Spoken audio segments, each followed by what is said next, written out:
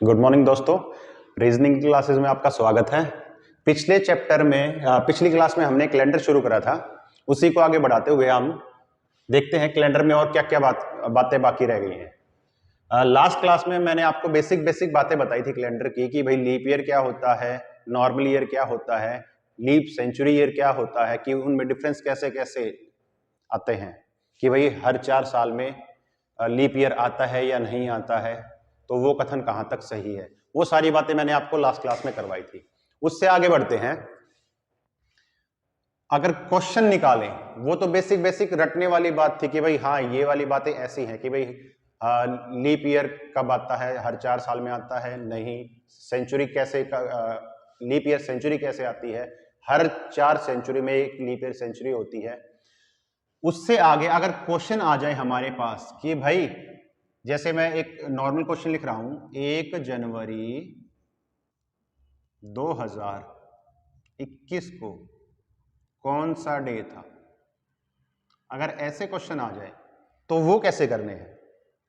बिल्कुल सिंपल सा तरीका है, छोटे से कोड हैं, थोड़े से छोटे छोटे कोड हैं, टुकड़ों में याद करेंगे उन कोडों को हम, वो एक ट्रिक के साथ याद करेंगे। और वो ट्रिक क्या है याद करने की, वो कोड किस किस चीज के कोड हैं। जैसे अगर मंथ की बात करें, जनवरी, फरवरी, मार्च, अप्रैल, मई, जून, जुलाई, अगस्त, सितंबर, अक्टूबर, नवंबर और दिसंबर। ये तो क्या हो गए मंथ। अब इन मंथ के कोड हैं, वो क्या कोड हैं और उन्हें हम कैसे याद रखें। सबसे पहले क्या करेंगे, इन मंथ्स को हम क्वार्टरली डिवाइड कर लेंगे, 3-3 मंथ में डिवाइड कर लेंगे। ठीक है, 3-3 मंथ में डिवाइड क्यों कर रहे हैं, क्योंकि कोड याद करने में आसानी रहे। जैसे 12 का स्क्वायर, 12 का स्क्वायर हमें पता है क्या होता है, 144। जनवरी का कोड 1, फरवरी का 4 और मार्च का 4। ठीक है, अगला नंबर 5 का स्क्वायर, कि भाई 5 का स्क्वायर हमें पता है क्या होता है, 25। क्या होता है, 25। पर हमें तो इस 25 को इन 3 मंथ्स में लिखना है। कैसे लिखेंगे, 0 2 5। ठीक है, अगला क्या है, 6 का स्क्वायर, हमें पता है क्या है 6 का स्क्वायर, 36। फिर वही बात, 0 3 6। ठीक है, बस ये लास्ट वाला याद रखने की जरूरत है, 1 4 6। तो सारे के सारे जो मंथ्स हैं उनके कोड हमें याद हो जाएंगे कि भाई कोड कैसे हैं, 12 का स्क्वायर 144, 5 का स्क्वायर 025, 6 का स्क्वायर 036। बस लास्ट वाला याद करना है, 146। ठीक है, ये तो क्या है कि नॉर्मल ईयर की जब बात हो, कि भाई जब कभी भी किसी नॉर्मल ईयर की बात हो तो हमें ये कोड यूज करने हैं। लेकिन जब कभी लीप ईयर आ जाए तो हमें क्या कोड याद रखने हैं, तो हमें कौन से कोड याद रखने हैं। कोड सारे के सारे यही रहेंगे, बस 2 कोड्स को छोड़ के। वो कौन से, जनवरी और फरवरी को छोड़ के। उसमें क्या करना है कि -1 तो यहां से कर दो और -1 यहां से कर दो। इसमें से -1 करेंगे तो 0 और फरवरी में से -1 करेंगे तो 3। ठीक है भाई, और सारे के सारे मार्च से लेकर दिसंबर तक के सेम जो नॉर्मल ईयर वाले कोड हैं वही लीप ईयर में भी कोड रहेंगे। ठीक है, उसके बाद आती है डेज की बात। आती है कि भाई डेज के क्या क्या कोड रहेंगे।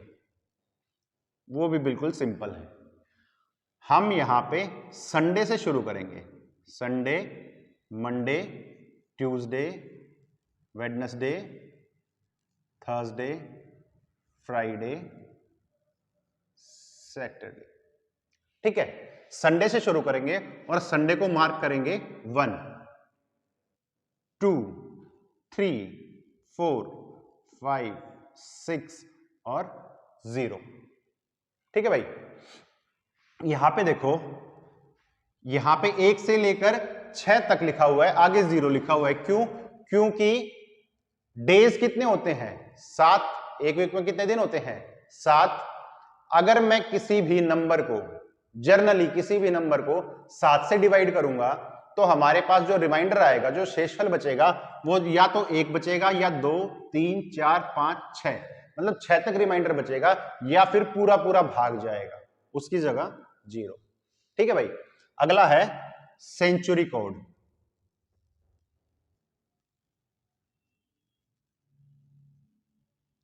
ठीक है भाई, वो क्या है, वो कैसे याद रखें? Century code. अब सेंचुरी की जब भी बात आती है तो कोई भी सेंचुरी हमें दे रखी है, पेपर में कोई भी क्वेश्चन दे रखा है, वहां पे हम देखेंगे भाई सेंचुरी कौन सी है। उस सेंचुरी को हम 400 से भाग देंगे, और 400 से भाग देंगे तो हमारे पास जो शेषफल बचेगा वो क्या बचेगा? या तो पूरा पूरा भाग जाएगा 0, या फिर शेषफल बचेगा 1 2 या 3। ये तो हमारे पास क्या बचेंगे? रिमाइंडर, शेषफल। और इसकी जगह हम कोड क्या लिखेंगे? 6420। ठीक है भाई, अगर शेषफल 0 बचता है, किसी भी सेंचुरी को हम 400 से भाग देते हैं, शेषफल 0 बचता है। एग्जाम्पल, जैसे सेंचुरी की बात करें हम 2000, इसको हम 400 से भाग देंगे तो पूरा पूरा भाग जाएगा, रिमाइंडर क्या बचेगा? 0। रिमाइंडर क्या बचेगा? 0। अगर रिमाइंडर हमारा 0 बच रहा है तो कोड क्या यूज करेंगे? 6। ठीक है भाई, जैसे 3 का एग्जांपल देता हूं कि अगर हमारे यहां पे बात हो रही है भाई 1900, ठीक है, यहां पे बात हो रही है 1900 की, तो हम क्या करेंगे? 400 से भाग देंगे। 400 से भाग देंगे तो देखेंगे भाई शेषफल, रिमाइंडर जो बच रहा है वो कितना बच रहा है? 3। 4 चौक 16, मतलब 4 बार तो पूरा पूरा भाग जा रहा है, और रिमाइंडर कितना बच रहा है? 3। और अगर रिमाइंडर हमारा 3 बचता है तो उसकी जगह हम कोड क्या यूज करेंगे? 0। ठीक है भाई, अब आते हैं हमारे क्वेश्चन पे कि भाई अगर हमसे क्वेश्चन ये एग्जाम में पूछ लिया जाए कि 1 जनवरी 2021 का कौन सा दिन था, मतलब उस दिन कौन सा डे था। देखो, ये तो क्या दी हुई है? डेट। ये क्या दिया हुआ है? मंथ। ये क्या दिया हुआ है? ईयर। और जो ये 20 है, ये क्या है? सेंचुरी। ठीक है, अब क्वेश्चन निकालने का तरीका क्या है? सबसे पहले हम डेट लिखेंगे ऐसे के ऐसे। उससे पहले एक चीज चेक कर लेते हैं, सॉरी, उससे पहले एक चीज चेक कर लेते हैं कि भाई जो ये 2021 दे रखा है, ये 2021 हमारे पास दे रखा है, क्या ये लीप ईयर है या फिर नॉर्मल ईयर है? जनरली बात है, अगर लीप ईयर है या नहीं है उसको हम चेक कैसे करेंगे? जो लास्ट के 2 डिजिट दे रखे हैं 2121, उसको हम 4 से भाग दे के देखेंगे। भाई 4 से क्या ये भाग जा रहा है? नहीं भाई, 4 से ये भाग नहीं जा रहा। यहाँ पे रिमाइंडर बच रहा है कितना? 1। तो इसका मतलब जो 2021 गिवन है वो एक नॉर्मल ईयर है, वो एक नॉर्मल ईयर है। नॉर्मल ईयर है तो हम कोड कौन से यूज करेंगे? जो ऊपर लिख रखे हैं पहले। जनवरी का कोड क्या आएगा? 1। ठीक है भाई, अब बढ़ते हैं दोबारा क्वेश्चन की तरफ। पहले लिखेंगे भाई डेट, 1 तारीख, ऐसे के ऐसे, प्लस में जनवरी। जनवरी का कोड नॉर्मल ईयर में क्या है? 1। इसकी जगह भी 1, प्लस में 2000। ये सेंचुरी क्या आएगी? 2000 को हम भाग देके देखेंगे किससे? 400 से। क्या भाई पूरा पूरा भाग जा रहा है? हाँ जी, पूरा पूरा भाग जा रहा है, रिमाइंडर बच रहा है 0। शेषफल कितना बच रहा है 0। अगर शेषफल 0 बचता है तो उसके लिए कोड क्या है 6, तो इसके लिए 6 कोड। प्लस में 21 साल जो बचे हुए हमारे ऐसे के ऐसे लिखने हैं। प्लस में इन 21 सालों में कितने लीप ईयर आ चुके होंगे? तो 4 से भाग देंगे, 4 पंजा 20, मतलब 5 बार तो पूरा पूरा भाग जा रहा है। इसका मतलब इन 21 सालों में 5 लीप ईयर आ चुके होंगे। तो उन 5 लीप ईयर को यहां मेंशन कर दो और किससे भाग दे दो 7 से। किससे भाग दे दो 7 से। कितना हो जाएगा 21, 21 और 5 26, 26 और 6 32, एक 33 और एक 34, कितना आ गया 34/7। अगर 34 को 7 से भाग देते हैं, 7 चौक 28, 4 बार तो पूरा पूरा भाग जा रहा है और रिमाइंडर कितना बच रहा है, शेषफल कितना बच रहा है 6। अगर शेषफल 6 बच रहा है तो 6 हम डेज में जाएंगे कि भाई जहां पे 6 आता है, रिमाइंडर हमारा 6 आता है, उसके अपोजिट कौन सा दिन है? तो क्या देखेंगे कौन सा दिन है उसके अपोजिट? शुक्रवार। क्या है 6 के अपोजिट? शुक्रवार। इसका मतलब 1 जनवरी 2021 को कौन सा डे होगा? फ्राइडे। ठीक है भाई, आया सबको समझ में? चलो एक क्वेश्चन और करके देखते हैं। नेक्स्ट क्वेश्चन देखते हैं कि भाई 15 अगस्त 1947 जब हमारा भारत आजाद हुआ था, उस दिन कौन सा दिन था? वो कौन सा डे था? ठीक है, कैसे लिखेंगे? सबसे पहले देखेंगे कि भाई 1947 एक लीप ईयर है या एक नॉर्मल ईयर है। 47 को भाग देके देखेंगे 4 से, पूरा पूरा भाग नहीं जा रहा, इसका मतलब ये एक नॉर्मल ईयर है। नॉर्मल ईयर है तो हम जो मंथ वाले कोड है वो नॉर्मल वाले यूज करेंगे।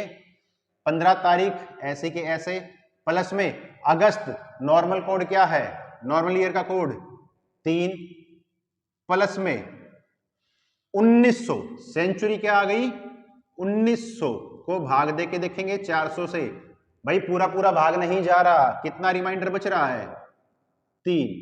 रिमाइंडर कितना बच रहा है 3। और जब हमने कोड को देखा था, जब हमारा रिमाइंडर 3 बच रहा है तो उसके अपोजिट कोड क्या लेंगे हम 0, प्लस में 47 ईयर जो बचे हुए हैं ऐसे के ऐसे, प्लस में कि भाई जो ये 47 ईयर थे, ये जो 47 ईयर थे, इनमें टोटल कितने लीप ईयर थे?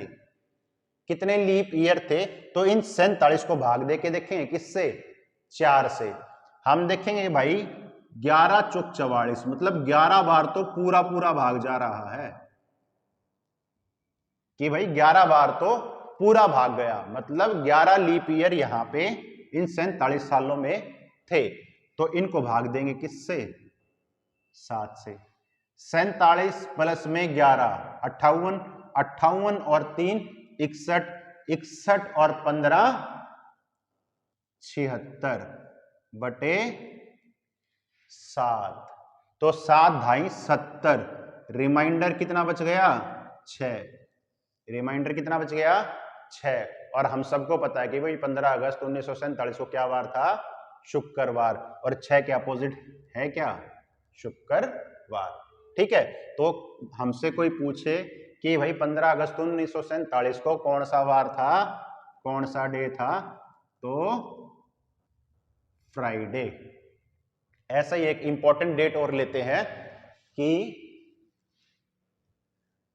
26 जनवरी 1950 को, कि भाई हमसे पूछे कि भाई 26 जनवरी 1950 कौन सा दिन था? वो जिस दिन हमारा संविधान लागू हुआ था, कि उस दिन कौन सा डे था? वैसे तो हमें याद होनी चाहिए ये बातें, जिसको याद नहीं है वो यहां बोर्ड पे ध्यान दे भाई। 1950 सबसे पहला काम क्या कि भाई 1950 लीप ईयर है या नहीं है, वो कैसे चेक करेंगे, इस 50 को भाग दे के देखेंगे 4 से कि भाई पूरा पूरा भाग जा रहा है, बिल्कुल नहीं जा रहा, रिमाइंडर बच रहा है यहाँ पे 2, तो इसका मतलब ये 1950 क्या है, एक नॉर्मल ईयर। ठीक है, अब देखो तारीख ऐसे कैसे लिखेंगे, 26 प्लस में 1950 नॉर्मल ईयर था तो जनवरी का नॉर्मल ईयर का कोड लेंगे, नॉर्मल ईयर में जनवरी का कोड क्या है 1, तो 1 ऐसे का ऐसे, प्लस में 1900 तो अलग, प्लस में 50 साल अलग। जब सेंचुरी की बात आएगी 400 से भाग देना हमें, भाई 400 से भाग दिया हमने, देखा यहां तो भाई रिमाइंडर बच गया कितना 3, और जब कभी रिमाइंडर 3 बचता है, मैंने बताया था कि सेंचुरी कोड में रिमाइंडर 3 बचेगा, उसके अपोजिट कोड क्या है 0, तो 0 कोड ले लिया, प्लस में 50 साल, जो प्लस में 50 एक्स्ट्रा साल है वो ऐसे के ऐसे एज इट इज हमने यहां पे लिख दिए। सॉरी, अब देखेंगे इन 50 साल में कितने लीप ईयर है, 4 से भाग देंगे कि भाई 12 बार तो पूरा पूरा भाग जा रहा है, 12 चौके 48 की 12 बार पूरा भाग गया है, तो इसका मतलब 12 यहां पे लीप ईयर थे उन 50 सालों में, और भाग दे के देखें किससे 7 से। देखो भाई इससे पहला जो क्वेश्चन करवाया था मैंने, 2 क्वेश्चन करवा लिए, सीधा सीधा जो ऊपर नंबर लिखे हुए हैं, जो भी डिजिट लिखी हुई है, हमने सबको जोड़ दिया इन नंबरों को, 50 प्लस में 12 प्लस में 26 प्लस में 1, और उसको 7 से भाग दे दिया। अगर किसी को ऐसे दिक्कत आती है तो हम क्या कर सकते हैं कि इंडिविजुअली सबको भाग दे दो, जो भी संख्याएं ऊपर 7 से बड़ी हैं उनको भाग दे दो, जो 7 से छोटी हैं उनको एज इट इज लिख लो। मैंने देखा 26 7 से बड़ी है तो भाग देंगे, 7 तिया 21, 26 में से 21 गया, शेषफल 5, प्लस में ये छोटी है 1 ऐसे का ऐसे, प्लस में 0 ऐसे का ऐसे, 7 7 49, 50 में से 49 गया, शेषफल बचा 1, प्लस में 7 एकम 7, 5 शेषफल बच गया 5। अब देखो अब संख्याएं छोटी हो गई, आराम से जोड़ देंगे, 5 और 1 6 और 1 7, 7 और 5 12, 12 बटा 7 कि भाई मैंने काटा 7 एकम 7, रिमाइंडर कितना बचा, शेषफल कितना बचा 5, और हमें सबको पता है कि भाई 26 जनवरी 1950 को क्या वार था, बृहस्पतिवार, 5 के अपोजिट क्या है बृहस्पतिवार, थर्सडे। ठीक है भाई, चलो नेक्स्ट क्वेश्चन की तरफ बढ़ते हैं। नेक्स्ट क्वेश्चन क्या कह रहा है कि भाई 8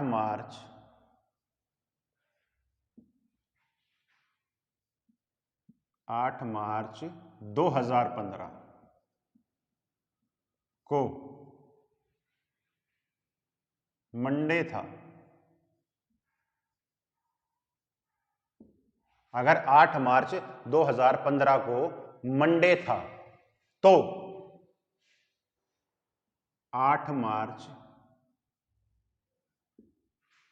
2021 को कौन सा दिन होगा।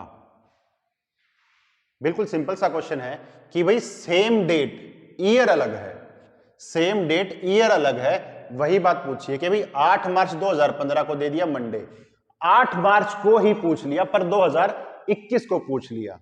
इस क्वेश्चन को कैसे करेंगे, तरीका इसका 2 तरीके हैं, पर मैं आपको शॉर्ट तरीका बताऊंगा जल्दी से इस क्वेश्चन को कैसे निकालें। ठीक है सॉरी, देखो मैं इससे अगले ईयर की डेट लिखता हूं, सेम डेट 8 मार्च 2016,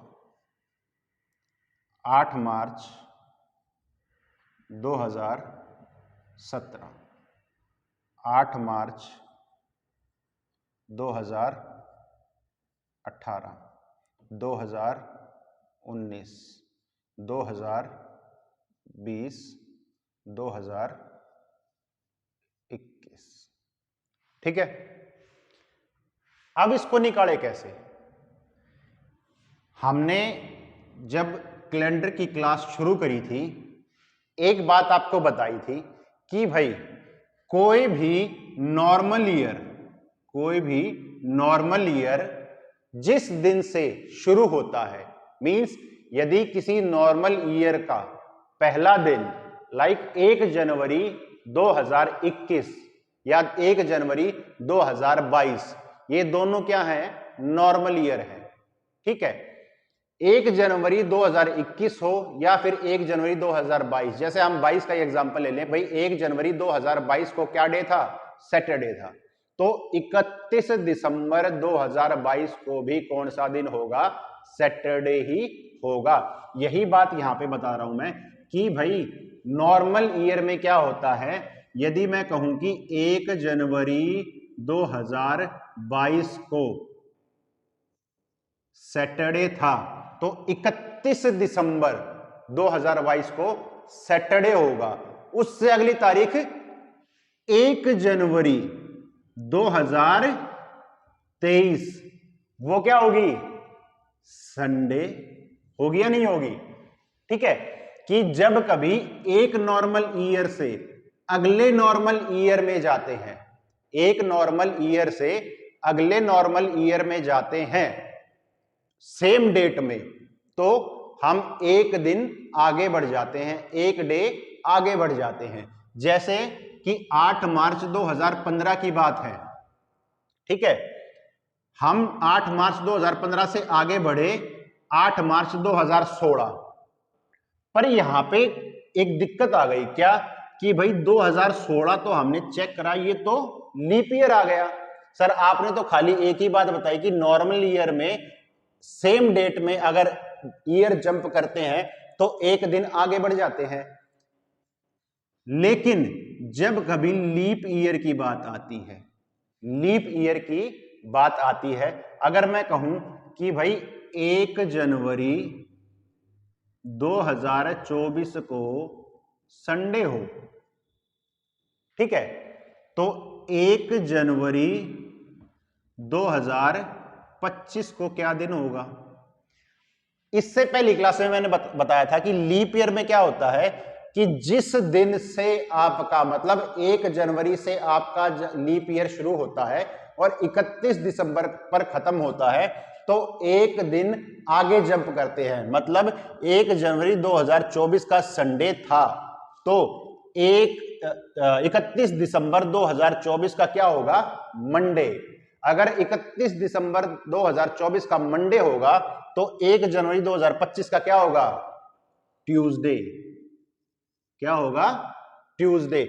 हमने यहां पे देखा भाई जब लीप ईयर की बात आती है, मतलब लीप ईयर का कहने का मतलब है कि इन दोनों तारीखों के बीच में 1 जनवरी 2024 और 1 जनवरी 2025 के बीच में अगर 29 फरवरी काउंट हो जाती है, 29 फरवरी काउंट हो जाती है, जर्नली किन्हीं भी दो डेट्स के बीच में, किन्हीं भी दो कंसेक्यूटिव डेट्स के बीच में साल अलग है कि भाई 8 मार्च 2015 की बात हो रही है, 8 मार्च 2016 पे आ गए, इन दोनों के बीच में अगर 29 फरवरी काउंट हो जाती है तो हम 2 दिन संडे मंडे छोड़ के ट्यूसडे 2 दिन आगे जंप कर जाते हैं। नॉर्मल ईयर में जब 29 फरवरी काउंट नहीं होती तो हम एक दिन आगे जंप करते हैं। ऐसे ही अब देखा भाई 8 मार्च 2015 और 8 मार्च 2016, इन दोनों के बीच में 29 फरवरी काउंट हो गई? हाँ जी हो गई। अगर 29 फरवरी काउंट हो गई तो हम 2 दिन आगे जंप कर जाएंगे। मंडे से अगले 2 दिन क्या हो जाएंगे? Tuesday Wednesday. हम 2 दिन आगे जंप कर गए। ठीक है, अब यहां पे देखा भाई 8 मार्च 2016 और 8 मार्च 2017, इनके बीच में 29 फरवरी काउंट नहीं हो रही, नहीं हो रही तो जनरली एक दिन आगे जंप कर जाएंगे। वेडनेसडे के बाद थर्सडे, वेडनेसडे के बाद थर्सडे। 2017 से 2018 के बीच 29 फरवरी काउंट हो रही है? नहीं हो रही जी, नहीं हो रही, तो थर्सडे के बाद फ्राइडे। 2018 और 2019 इनके बीच 29 फरवरी काउंट हो रही है? नहीं हो रही भाई, नहीं हो रही, तो फ्राइडे के बाद सैटरडे। 2019 8 मार्च 2019 और 8 मार्च 2020। अब यहां पे देखो 8 मार्च 2019 और 8 मार्च 2020, यहां पे 29 फरवरी 2020 आ जाएगी। 29 फरवरी 2020 आ जाएगी, तो हम यहां से सैटरडे से 2 दिन आगे जंप कर जाएंगे। सैटरडे से 2 दिन आगे जंप करने का मतलब मंडे आ जाएगा कि 8 मार्च 2020 का क्या आ जाएगा? मंडे। ठीक है भाई। फिर 8 मार्च 2021, यहां पे 29 फरवरी नहीं आ रही, तो यहां पे मंडे से 1 दिन आगे जंप क्या आएगा? ट्यूसडे। ठीक है, तो इसने यही पूछा कि भाई 8 मार्च 2021 का क्या दिन होगा? ट्यूसडे। ठीक है, आई होप ये क्लास आपको समझ में आई होगी। नेक्स्ट क्लास में हम इस टॉपिक को कंटिन्यू रखेंगे। आगे क्या क्वेश्चन और बन सकते हैं वो इससे नेक्स्ट क्लास में करेंगे। Thank you.